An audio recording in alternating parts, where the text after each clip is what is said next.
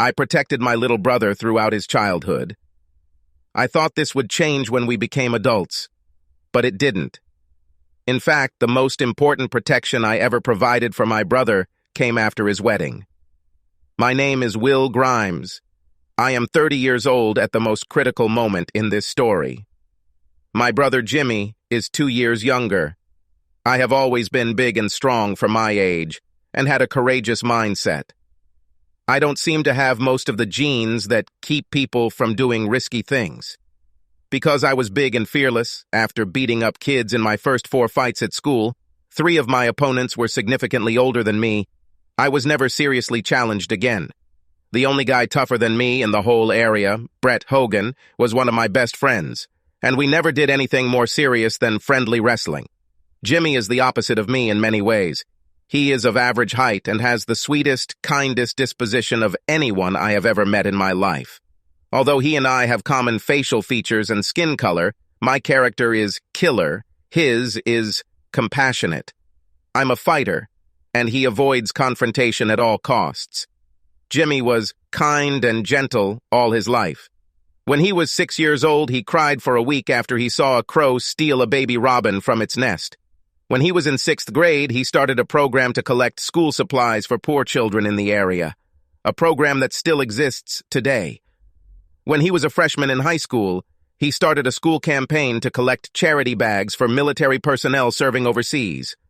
During the summers, during high school and college, he worked with charities, restoring and building homes for people affected by floods. When someone in the family was feeling down, Jimmy would console them, tell them jokes, give them homemade gifts, or otherwise lift their spirits. The world is a much better place thanks to Jimmy.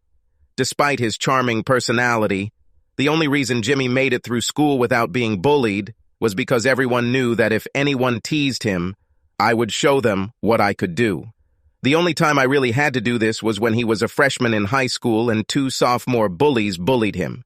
This was not one of the 4 fights I mentioned earlier because it really wasn't a fight, but a massacre that ended with me being suspended for a week and the 2 bullies being hospitalized for 2 nights.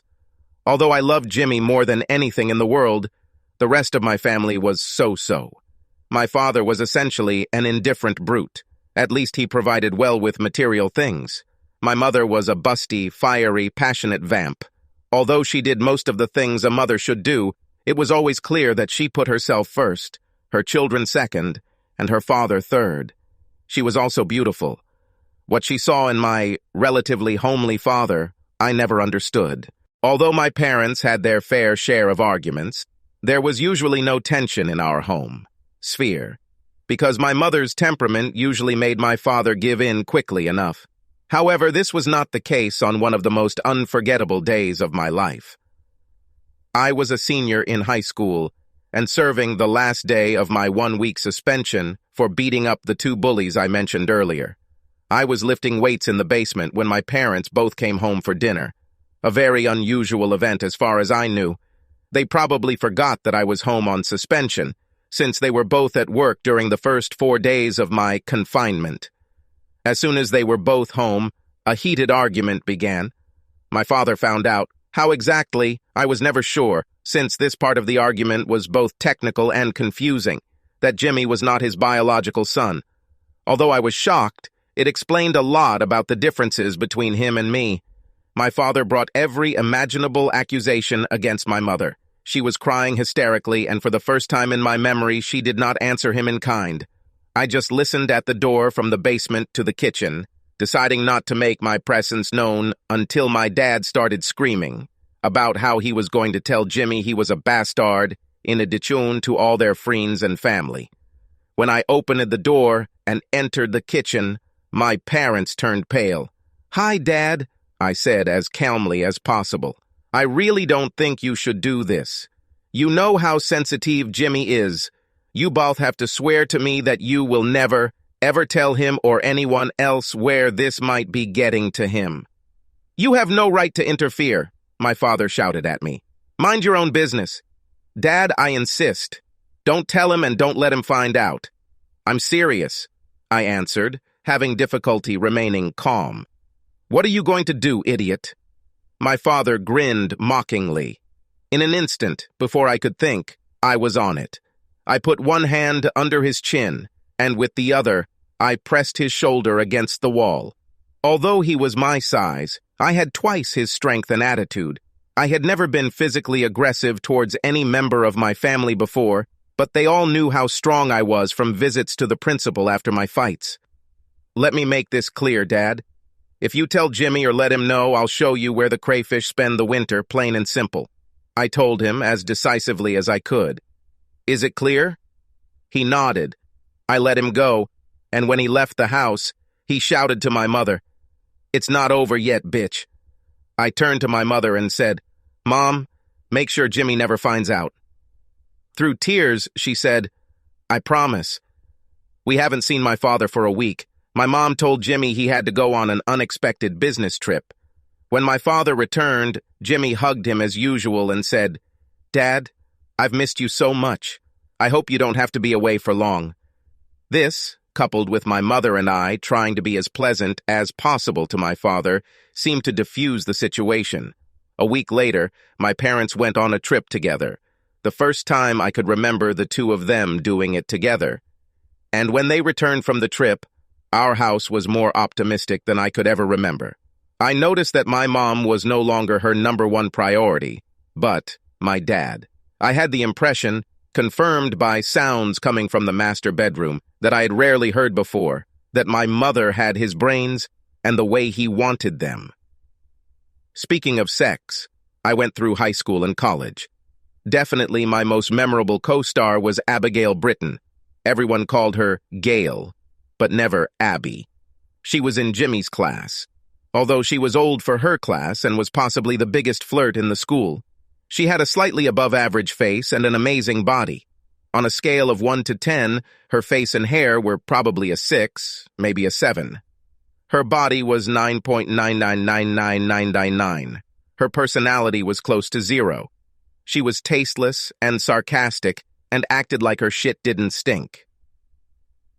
When I was 19 and Abigail was an 18-year-old sophomore, I had the pleasure of pinning her twice at the end of the school year and once during the summer. She pestered me, in her unbearably hostile way, during a geography lesson we had together, including exposing herself to me twice. We both also had a late-term gym, which was compulsory at our high school at the time. Although boys and girls were separated, when gym class ended on Friday and everyone else was clamoring to leave school as quickly as possible, I walked behind the partition between the girls' and boys' sections of the gym, grabbed her hand, and pulled into the partition. "Gail, it's time to put up or shut up," I muttered as I pulled her towards me, planting a fat kiss on her and mauling her large breasts. "If you can pick up little Willie," she giggled after I broke our kiss. "Will you give me a ride home then, Grimes?" "Of course," I grinned, "but you won't be able to walk normally for 2 days. I hope you don't have any hot dates this weekend." "You're a vain bastard, aren't you?" She sneered. I didn't want to talk to her. I just wanted to have her, so I led her up the back stairs of the gym to the wrestling training area. This place was deserted, since the wrestling season had long passed, and wrestling was not part of the physical education curriculum. By the time I grabbed 2 rugs from the top of the pile, threw them on the tile floor, and turned around, Gail had already taken off her tracksuit and bra and was reaching for her panties. I was so excited that, despite her head start, by the time she threw her panties aside, I was already naked. The woman's naked body looked even better than I thought. I started to get excited so much that it hurt. I immediately laid her on the double mat and started giving her pleasure. She was apparently not used to this. Most guys were probably just having her as quickly as possible, but it really turned me on to inspect and caress her body before having sex with her. After caressing, we had sex. I lay next to Abigail for about 10 minutes, kissing one breast and massaging the other. God, how good it was for them. Unfortunately, then she started talking and this big piece of ass turned into a nasty asshole, so I broke it off. I had to help her get dressed, and after we showered in separate changing rooms, I drove her to the trailer park house as she had asked. On the way there, she apparently tried her own version of the word sweet, which most people would find slightly tart. On the way to her trailer park, Abigail said over and over again that it was the best sex she's ever had. But I didn't know whether to believe her. I started to think this might be true when she escalated her flirting to the limit the following week at school.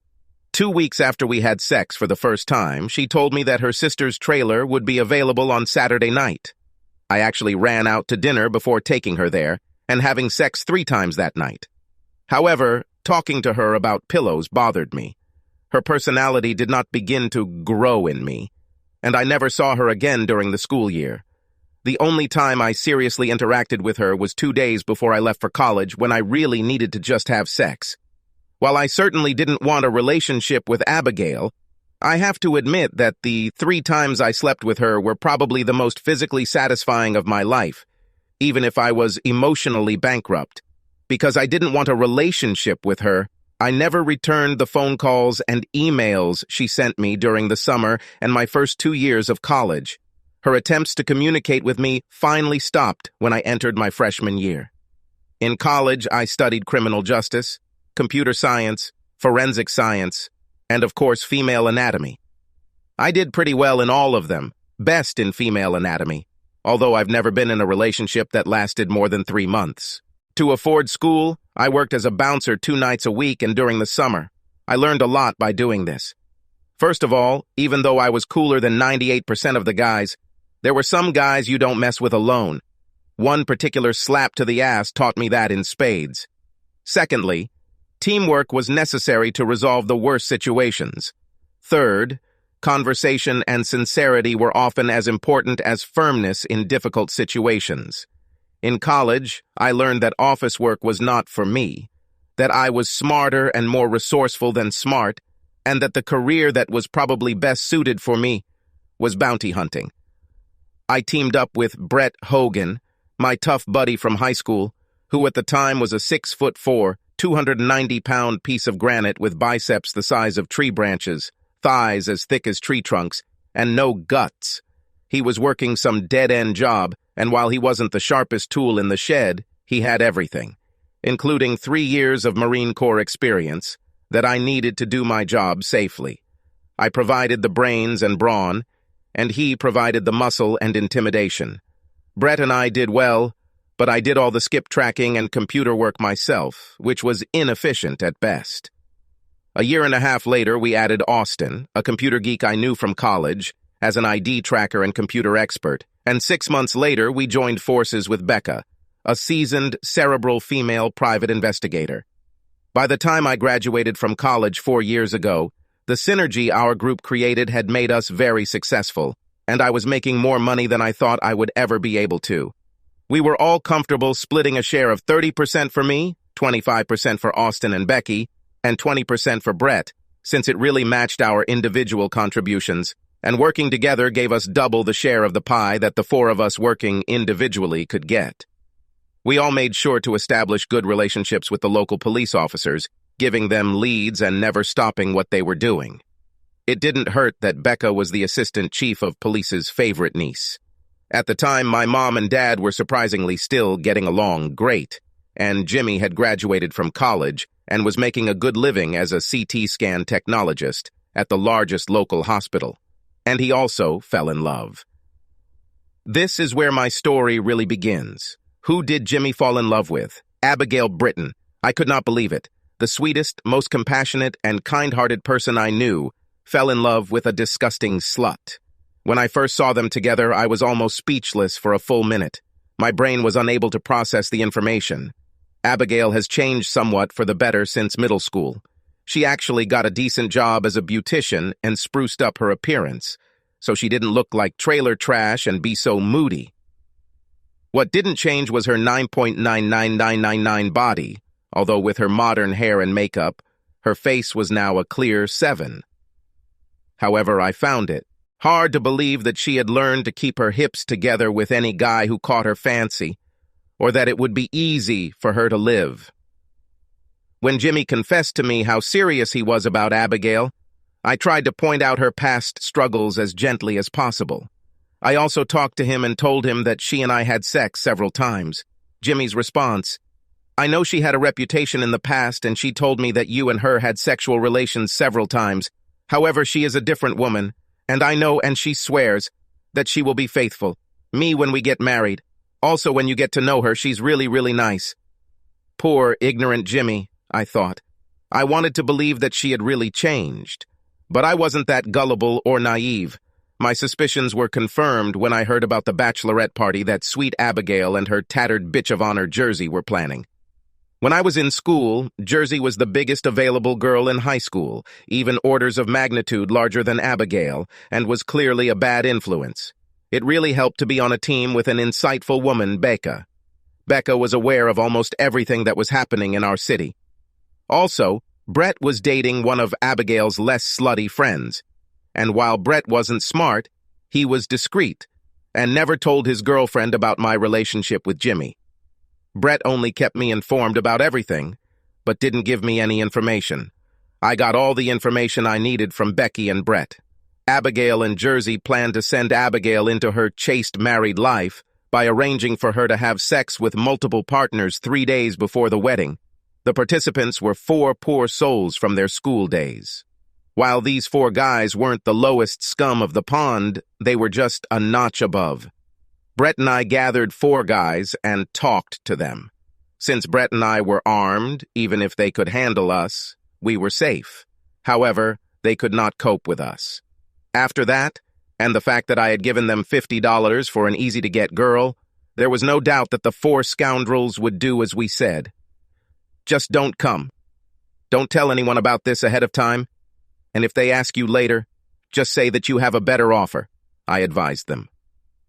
Austin installed a GPS in the limousine Jersey rented to hit the bars for a bachelorette party after they stood up for sex with several guys.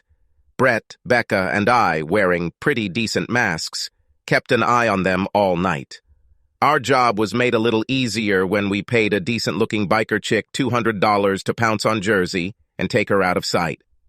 Abigail got really mad and started groping her, but the 3 of us were able to ensure she didn't get fucked, probably much to her disappointment. Jimmy and Abigail's wedding and post-bachelorette reception were disappointing.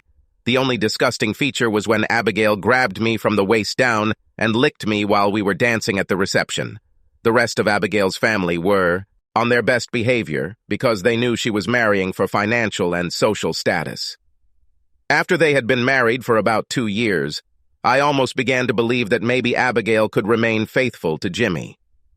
Abigail curbed her flirtations and wandering glances whenever I was at events they were also present at, and they always seemed to be loving each other. Whenever Jimmy and I talked, he seemed happy, and he was never good at hiding his feelings if he was unhappy. About 2 years after the wedding, I received the first message that Abigail was cheating on Jimmy.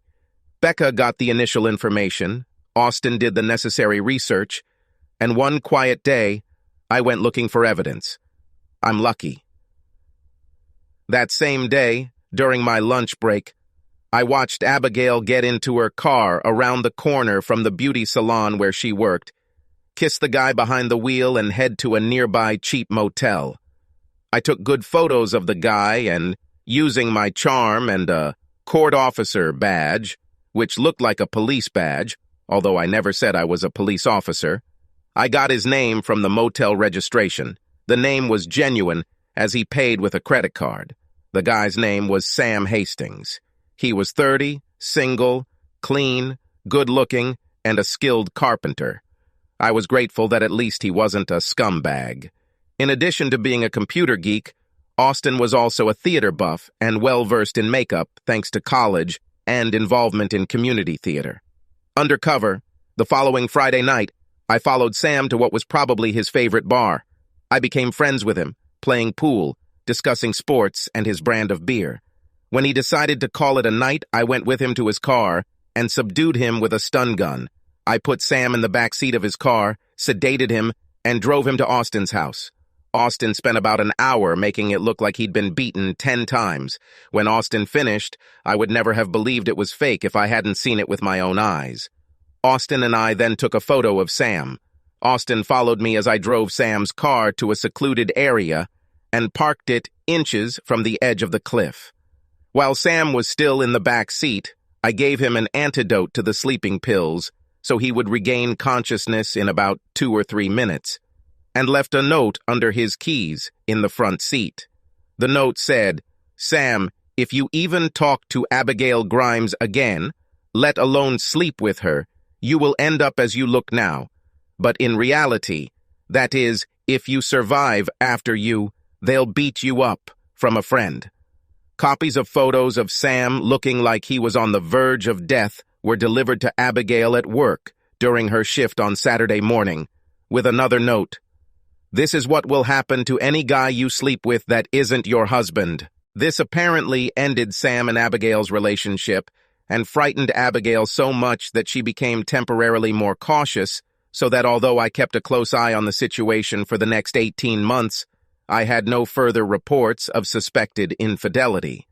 Also, Abigail's display of behavior seemed to change for the better when I saw her. Maybe she suspected that I was behind the photos so she could behave as best she could in my presence. I wasn't sure. A little over 18 months after the incident with Sam, I received a message about Abigail and another man. Although she probably slept with Sam about half a dozen times before I intervened, this time I think the notification came around the time the first incident occurred, mainly because I was periodically illegally monitoring Abigail's phone calls. Although I was unable to prevent it, I saw her leaving Jason McMurray's garden apartment about 90 minutes after finishing her Saturday shift at the beauty salon. McMurray was a very attractive but frail guy. Perhaps it was Abigail's great dignity that attracted him to her, but it certainly wasn't her muscles. I was afraid that if I handled him too roughly, he might get seriously hurt or die. Becky had a cunning plan. One of our good clients was Doc on Call, a medical clinic about 2 miles from Jimmy and Abigail's home. The business manager there was a friend of ours in addition to being a client, and we got her out of half a dozen sticky situations with bad employees, rowdy patients, embezzlement, etc., charging very reasonable fees. A few days after Abigail's affair with Jason, when I knew Jimmy worked until 10 at night, Becca, disguised as a health inspector, paid Abigail a visit. "Are you Mistress Abigail Grimes?" "Yes, how can I help you?" "I'm Ruth Bader with the Department of Health. Let's get straight to the point. There is an outbreak of gonorrhea, and we are notifying people who may have had sexual contact with an infected person and asking them to get tested. Do you know Jason McMurray?" According to Becca, Abigail's face paled. Well, yeah. "He's one of the suspected hosts," Abigail Becca said with real concern in her voice. "I don't want to intrude on your privacy. I just want to encourage you to get tested if you have had sexual contact of any kind with Mr. McMurray. Here's a coupon that entitles you to free, confidential testing at your local health clinic, Doc Call, on Pine Grove Avenue. I encourage you to use it.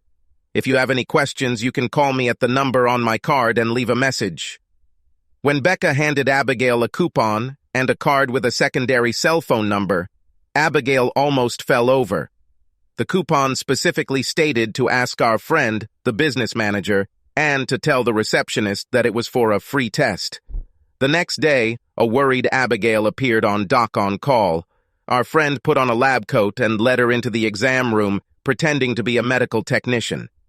She drew some blood, took a swab from her private area, looked through a microscope, and seemed worried. "You appear to have contracted gonorrhea, Ms. Grimes, but fortunately it was at a very early stage. I need to confirm this with a blood test, but in the meantime, here are the pills for you and your husband. You should each take 2 pills a day with meals for 10 days. I will call you when the test results come back, and if the preliminary test was false positive, I will advise you to stop taking them." "But my husband can't find out about this," Abigail pleaded, starting to cry. "Just add the pills to his food. They break up and dissolve easily. He'll never know." "Okay," Abigail replied, seeming a little relieved. "Can I give you my cell phone number so you can call me? Please don't call home." "Everything will be confidential, don't worry," our friend replied. The pills were a placebo. 2 days later, our friend called Abigail and told her that she did indeed have gonorrhea and asked her to return to the clinic for a follow-up examination the next day after she took her last 2 pills. When she returned, our friend declared her completely free of the disease. At my request, Our friend did run a blood and smear test on Abigail to make sure, and luckily, she was STD-free. The same night Becca visited Abigail, I visited Jason under the guise. When he opened the door, I rushed in, chloroformed him without hurting him, taped his mouth shut, and handcuffed him to a chair. When he came to, I was wearing a mask and with a message. "Jason, why did you sleep with Abigail Grimes?" After asking, I pulled the tape off his mouth.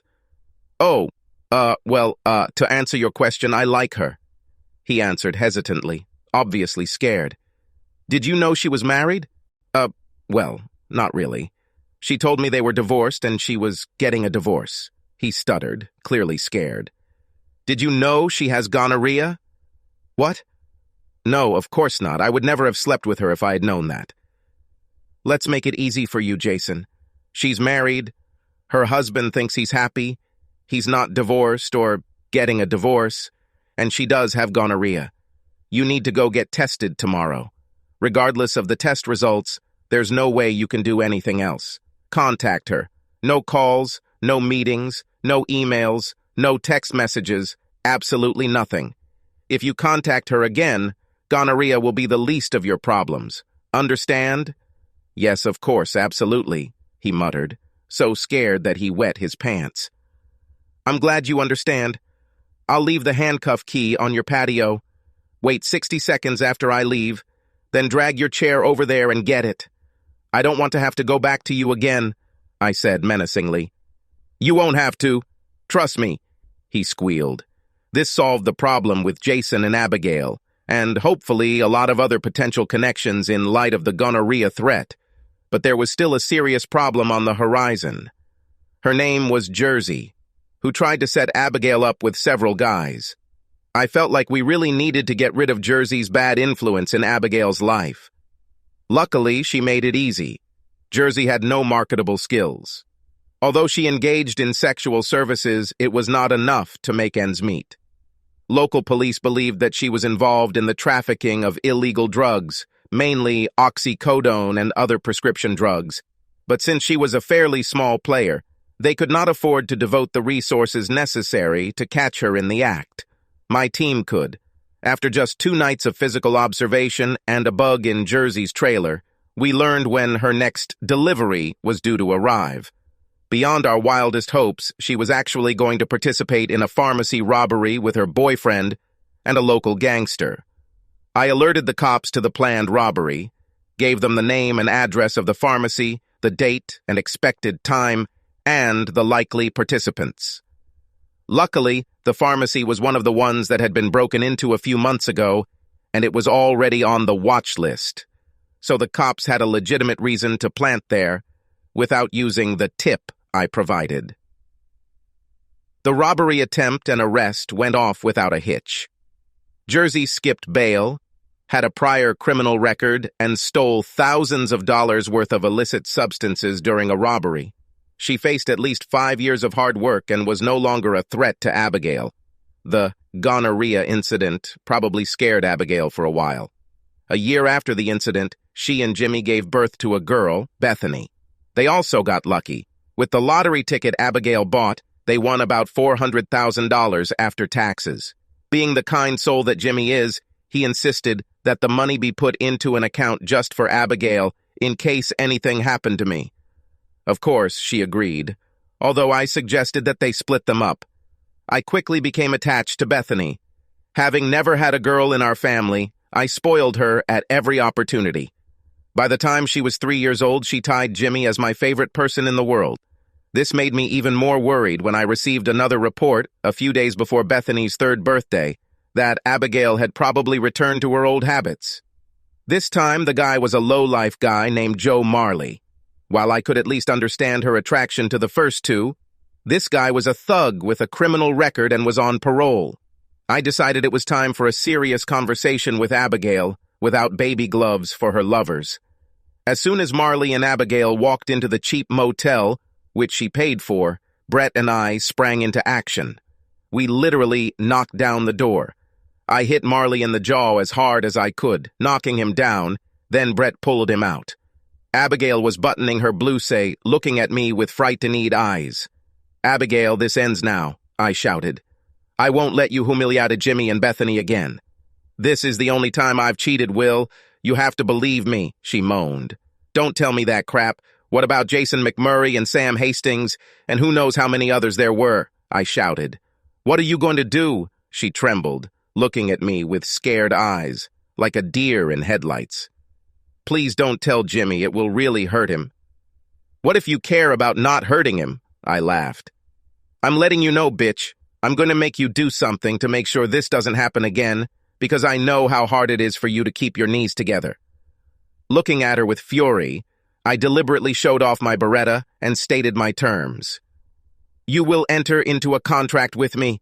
If you cheat on Jimmy again, you will waive all claims to your lottery winnings, and it will automatically go into trust in Bethany's name, where I will be the sole trustee.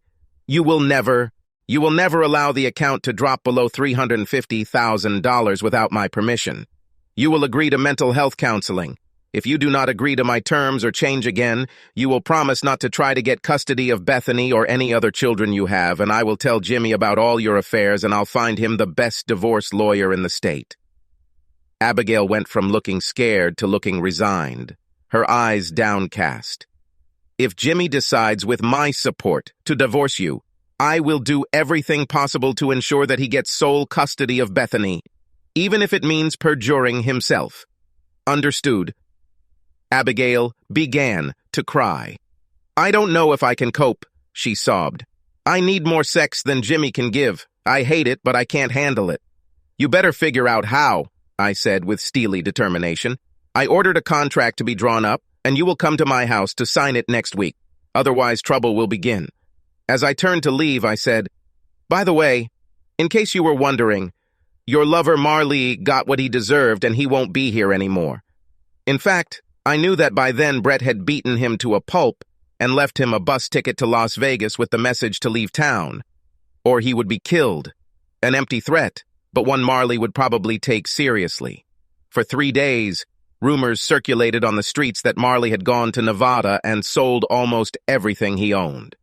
When I brought Abigail to my home the following week after the lawyer had prepared the first draft of the contract between Abigail and me, I realized for the first time in my life that I had underestimated her intelligence and determination. When Abigail arrived, she was dressed tastefully, and her hair and makeup were perfect. There was no doubt that her figure was still a $9.99 even after having a baby. And now that her appearance was no longer like trailer trash, I believe that 99% of straight men would find her very attractive. I bought us both soft drinks, then sat across from Abigail at my kitchen table. "Here is the first draft of the contract from my lawyer that I told you about," I said kindly, handing it to Abigail. "Thank you, Will," she said, smiling, touching my hand as she took it from me. "It looks like you put a lot of effort and expense into putting it together," she said with a smile as she read it. "The lawyer owes me a favor," I smiled back, "so it only cost me tickets to the baseball game. You know, this is a stupid question, but you really love Jimmy, don't you?" she remarked as she neared the end, this time with an even bigger smile. "He and Bethany are my 2 favorite people in the world," I replied with determination in my voice. "I know you never really liked me, Will. Why is that?" she continued with a smile full of realization. "Do you really want to know, and do we really need to talk about this?" I asked. "I think this will be very helpful, Will," she said, moving the contract towards me and touching my hand again. "Be completely honest, because I will be honest with you." "Okay," I said after a deep breath. "Actually, at school I didn't like you because I thought you were vulgar, rude, and frivolous. Trailer trash, good only for sex and nothing else. I tried to convince Jimmy not to marry you, but he was in love with you. Since he loved you, I decided that you must have some good qualities, so I reconsidered my opinion." Abigail almost blushed. Almost. "I think, Abigail, that you are much better now than you were at school.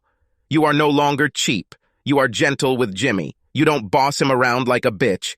And as far as I can see, you are a good mother. I can honestly say that I almost love you now. In fact, I would love you if it weren't for you cheating on Jimmy behind his back, including giving him gonorrhea." "How did you know about this?" she asked, completely surprised. I have connections everywhere. Back to the question, this contract is designed to change what I don't like about you, Jimmy's infidelity. You know, you're a really good person, Will, Abigail said with a different smile from the previous ones, one that I couldn't quite place. Jimmy has always been happy to have you as his champion because, as we both know well, there are battles he cannot win, and you are the perfect fighter. I get as much from Jimmy as I give, I countered, maybe even more. He makes me believe in people. Yes, it is, Abigail laughed. There's no doubt about it. That's why I love him. I leaned across the table, took Abigail's hands in mine, and said, If you love him, why can't you stop cheating? Before we continue this discussion, I need to tell you something else, Will. You're the main reason I got out of the trailer trash life in the first place, enough to attract a man as wonderful as Jimmy, Abigail said, very seriously. What? Was my brilliant answer.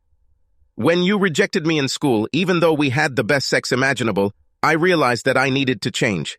Otherwise, any guy worth dating wouldn't be interested in me, even with fantastic sex. This started my metamorphosis, she replied with complete sincerity. Wow, was my next brilliant remark. Will, we need to have further discussions before I fully reveal myself to you so that we can reach an agreement. Just so you know that I am not stalling and I have no ulterior motives, I want you to know that I will sign the version of the contract you showed me, although we'll probably need to make a few changes, she said, squeezing my hands. Meanwhile, I swear that I won't even flirt with other guys. That's a good start, I smiled. You know what, Will? Tomorrow Jimmy is doing one of his usual charity events from 6 to 10. Why don't you take Bethany and me to dinner? I was surprised by the offer, but any opportunity to spend time with Bethany was precious to me. Great, I replied. What time should I pick up and where do you want to go? Pick us up at 6:15 p.m. and we'll go to Bethany's favorite restaurant. Sounds like a plan, I replied, standing up. Abigail stood up too, and we chatted as I walked her to the front door. When we got there, she turned to face me, looked me in the eyes without blinking, and then said in a seductive voice, Before we finish negotiating the contract, you will have to tell me if you are sexually attractive to me. So, think about this. She stood on her tiptoes, kissed my chin, then turned and hurried to the door, her perfect ass jiggling back and forth as she walked to her car. What was it? I asked myself. Then I felt aroused. The fact that my body betrayed me did not make me happy. I invited Abigail and Bethany to dinner as planned. Bethany had a great time, exhausted beyond belief, and I ended up carrying her to the car and from the car to her bed. Abigail was cheerful and joyful throughout the evening and confirmed my opinion that she is a very good mother, judging by the way she and Bethany interacted. Abigail thanked me very much as I left and gave me another kiss on the chin. And damn it, I stuck my pants out again, although I'm sure she didn't notice. A week later, Jimmy called me. Hey, Will, I need to ask you a big favor. I can't think of one that I wouldn't do, I laughed. I hope so, brother. Look, Gail and I were planning on taking Bethany to Storyland Baby Amusement Park this Saturday, but we just lost a technician at the hospital, and until she's replaced, I have extra shifts, including Saturday. Could you take Bethany and Gail there? I thought for a second. It was a little confusing, but I saw no reason to refuse. I didn't have a steady girlfriend, no Saturday plans that couldn't be canceled, and I loved being with Bethany, so I said, Sure, Jimmy. It's hardly a big favor. You know how much I love your baby. When I told her I couldn't go, she asked if Uncle Will could. She'll be delighted, Jimmy laughed. This is the beginning of a series of occasions where I went out with Abigail and Bethany. I slowly started to like Abigail more as she no longer exhibited the personality traits that made me dislike her. Apparently, a leopard can change its spots. The only problem left was trusting her to keep her thighs together. Although I was sure that Abigail had not been unfaithful to anyone except Jimmy, since I first showed her the draft contract, she had not returned to me with changes to it. Finally, about 4 months after she first saw the contract and after we had gone out together more than a dozen times, I decided to give her a push. I called her on her mobile. Hey, Gail, it's Will. I know who you are, she laughed. Bethany's boyfriend. My relationship with her is the longest I've ever had with a woman, I laughed in response. Listen, Gail, I know you haven't cheated on Jimmy since I showed you the draft contract, but we need to finish it. It's hanging over my head. I don't like unfinished business. After a pause, she said, Okay, Will. I'll tell Jimmy that he'll have to babysit Bethany one evening this week because I need to discuss something with you about her future. What evening would be right for you? How about Thursday? I asked, looking at my calendar. I'll be at your place after dinner. How about 8? Abigail replied. I'll see you then, but be prepared to finish this, I countered. I will, Abigail replied. The tone in her voice when she said this surprised me a little. When she arrived promptly at 8 on Thursday, she was dressed casually but neatly, and as always, her hair and makeup were impeccable. We exchanged hugs as we had done for the last couple of months when we greeted each other. She was carrying an envelope. After some chatting, where I was drinking a beer and she was drinking a vodka tonic, I asked, So, what's in the envelope? Her answer stunned me. Did you know that you and Jimmy are only half-brothers? She asked, very matter-of-factly. What made you ask this question? I asked, my face obviously turning pale. The DNA profiles I did for both of you, she replied after taking a sip of her drink. How did you get my DNA? I asked before realizing how stupid the question was. She had hundreds of opportunities to take the cup I drank from, the hair from my comb or samples of dozens of other parts of me over the past few months. She just smiled, and before she said anything else, I said, Actually, forget about it. Why did you do DNA tests on Jimmy and me? Because of the change I want to make to the contract you showed me. She laughed. Seeing my puzzled look, she continued, I'll explain later. Well, did you know? Yes, I knew, but I hope you didn't tell Jimmy, I replied. I didn't tell him. I don't think he'll like to know that the person who raised him isn't his biological father, and that his mother was unfaithful. How did you find out, and when? It doesn't matter. I've known this since middle school. What matters is, why did you get this information? The last time we talked about the contract, I told you that I would be honest with you, and I will be honest with you. She said, her face contorting. I have 2 problems. First of all, I'm not getting enough sex with Jimmy to satisfy me, and I haven't been able to solve this problem no matter how hard I've tried since he and I got married, and I've tried hard, including visiting a psychiatrist. This was news to me, the psychiatric part. Did you really seek professional help? I asked, with newfound respect for her. 3, actually, at one time or another. This brings me to the second problem. Although I truly love Jimmy and would do anything for him, except hold my thighs. Together, I think, I crave you. I've always wanted you ever since you got me in high school. This was news to me, too. Except for the wedding reception, she hasn't come to see me since my sophomore year of college. That brings me to the contract change, she said, standing up from her chair and slowly removing her blouse, then her bra, then her skirt, then her panties, as she spoke. The only change I want to make to the contract is who I can have sex will be determined by specific DNA alleles, namely those that you and Jimmy have in common. By then, she had removed all her clothes and came to me and sat on my lap, which was not easy as I was horny. When she gave me a wicked French kiss, I started to lose my composure. In my defense, I haven't had good sex in 6 months. No sex at all for 6 weeks. Her body was the best I've ever seen in person.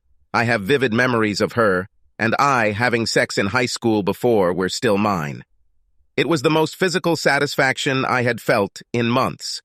Over the past few months, I had really started to like her, and I liked having her around, and she seemed genuinely interested in solving her problem with extramarital affairs, albeit in an unusual way. After a few minutes of exchanging drools and me massaging her almost perfectly big breasts, she got down on her knees and made me feel good. Afterwards, we had wild sex for 2 hours. After showering and dressing, she took out the draft contract. The only change she made was replacing Jimmy's name with a scientific description of the DNA alleles that Jimmy and I shared. She initiated and dated the change and signed the contract. I did the same. She kissed me passionately and then, with a devilish smile on her face, said, "Call me this weekend, and we can set up a sex schedule." I simply nodded in agreement. "And put this contract in your safe and tell your lawyer it's there," she said as she walked out the door. I was useless at work on Friday. I had a strange mixture of euphoria, guilt, self-hatred, and excitement. After a sleepless Friday night, when I called Gail on Saturday morning, I realized my situation. Sex with her was the best it could be. I was too weak to stay away from her, and I knew that if she didn't sleep with me, she would find someone else, which would ultimately lead to the destruction of Jimmy's marriage. After we made passionate love again that Saturday, we showered together and then had a business meeting. We discussed how we could have sex twice a week, spend 1 or 2 nights together every 3 or 4 months, and be sure Jimmy would never find out about it. Given the knowledge I had gained from my business, her wily mind, my financial resources, and the fact that my home was isolated and only 3 miles from Jimmy's, we came up with a foolproof plan that included no public displays of affection, inside 2 hours. Gail joined the health club I was a member of, and once a week we work out at the same time for about 45 minutes and then have sex in a soundproof massage room for another 30 minutes. One afternoon a week, when Jimmy is working a long shift at the hospital, she brings Bethany to my parents' house, her parents' house, or the nanny's. And Gail comes to my house for 2 hours. My sexual relationship with Gail has been going on for 7 years. The only time we had sex with a condom was when he and Jimmy were trying to have another baby. I needed to be sure he was the father. After she got pregnant, unlike her first pregnancy, her libido skyrocketed and I had to own her 4 times a week, on top of the fact that she was wearing Jimmy out. The only time in those 7 years we didn't have regular sex was the month after Alicia, my second niece, was born, and Jimmy's family went on vacation. In these 7 years, I know for sure that Abigail has not only never been with another man, but also has no desire to be with him. Cynic that I am, I even gave her a few tests on her loyalty, tests that she definitely would have failed before we signed our contract, but now passed with flying colors. Abigail and I never said I love you to each other. I'm not sure I know what romantic love is. I love Jimmy, Bethany, and Alicia, and I almost love my parents, but it's family love. I love my coworkers and a few other people as friends, but without any romantic involvement. I do know that I value my time with Abigail, even if we don't have sex, and she fully satisfies any possible sexual desires I might have. Abigail has completely overcome her trailer trash roots. She contributes to the community, is a wonderful wife to Jimmy, and a wonderful mother to her girls. I also think that Abigail is still as horny towards me as she was during her school days. She really seems content and enjoying life. I truly believe what she said to me in the midst of our meeting last week's meeting in the massage room. "Will, I'm so happy. I never thought life could be so good and full." Subscribe to our channel so that your second chaff doesn't cheat on you, and go ahead and listen to the next story, because this story is nothing compared to the next one. If you're under 18, don't even think about listening to the next one.